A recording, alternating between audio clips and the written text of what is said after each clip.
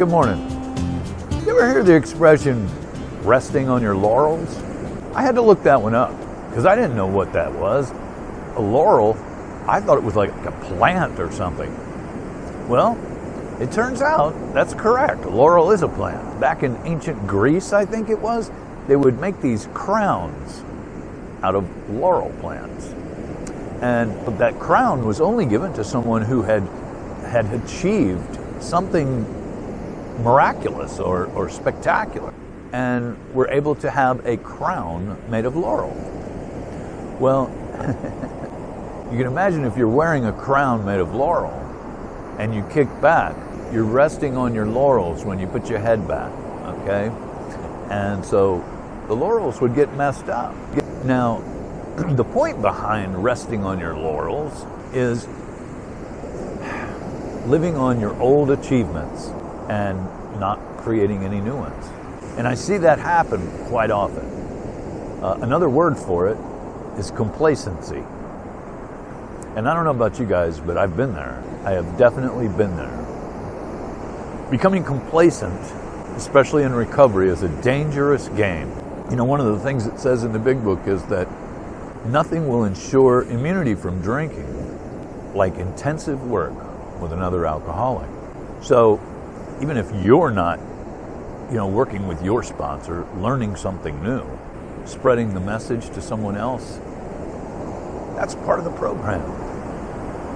That's no longer resting on your laurels. It's not being complacent. It's being a part of instead of apart from.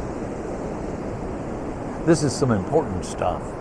You don't ever want to just, okay, I've gone through the steps, I've got a couple of sponsees, I'm good. No, you're not. If you're alcoholic, you need to continue. You need to continue to learn, grow, and become the person that God intended you to be in the first place. Anyway, that's what I want to talk about today. Complacency, resting on your laurels, being comfortable where you are rather than trying to become something more.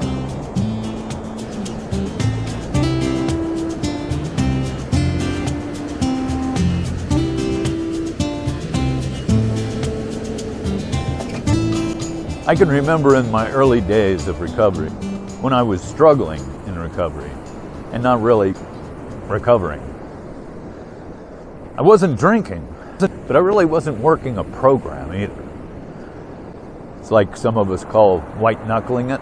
Just putting the plug in the jug, not drinking, made a big difference in my life. Just not enough. But at the time, it was such a big difference that I thought, you know what? Wow, cool. I didn't realize just quitting drinking would make life so much better. And so I stopped doing AA.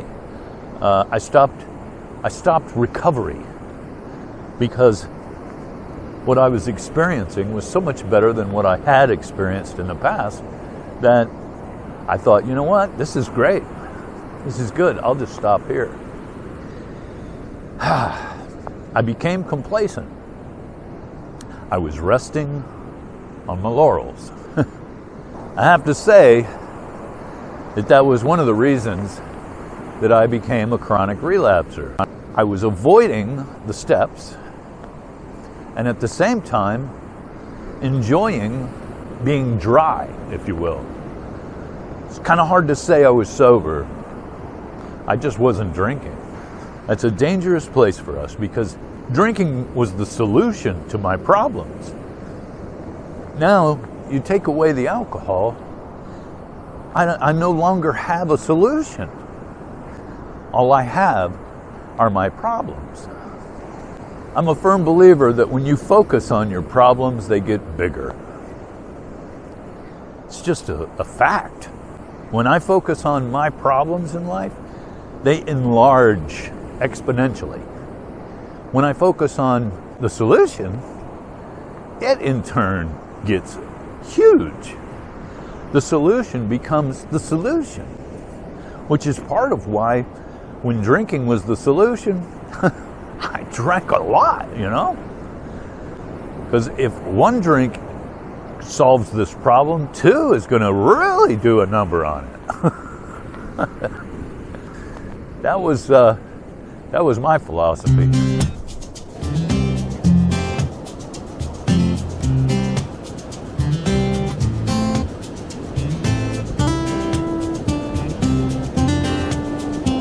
You know how when you're climbing a stairwell, sometimes it'll have a landing where you can, there's a flat spot where it kind of changes direction and you keep going up. That's a stairwell. The steps have no landings. There's nowhere along the way that you stop and take a break. You keep going with the steps. And it's the same thing with recovery in general. You don't stop along the way. You keep it going. Now, some would say, well, yeah, but there's only 12 steps. So what do you do after you get to the 12th step? By the time you get there, you should know. Having had a spiritual awakening as a result of these steps, that's when we try to carry the message to the alcoholic who still suffers. So that's part of it, but there's more to it. Going through the steps one time is not going to cure me. Going through the steps 100 times is not going to cure me. I hear debate on, the recovering thing. I think it's a personal thing, If you feel you're recovered, good for you. If you feel you're in recovery, good for you. Doesn't matter. Who cares? I have my personal opinions on that. Nobody needs to hear my personal opinions on that unless you want to hear it. But the point is that you don't arrive in recovery. Recovery is not a place where you arrive and just stay there. Recovery is a way of life. It's a process that continues on even after you've quit drinking and you've experienced some of the awesome blessings of recovery. There's so much more. And to rip yourself off by stopping, creating a landing in the steps, that's not what recovery is about. It's a way of life that is second to none. It's a way of being the person that God intended me to be all along.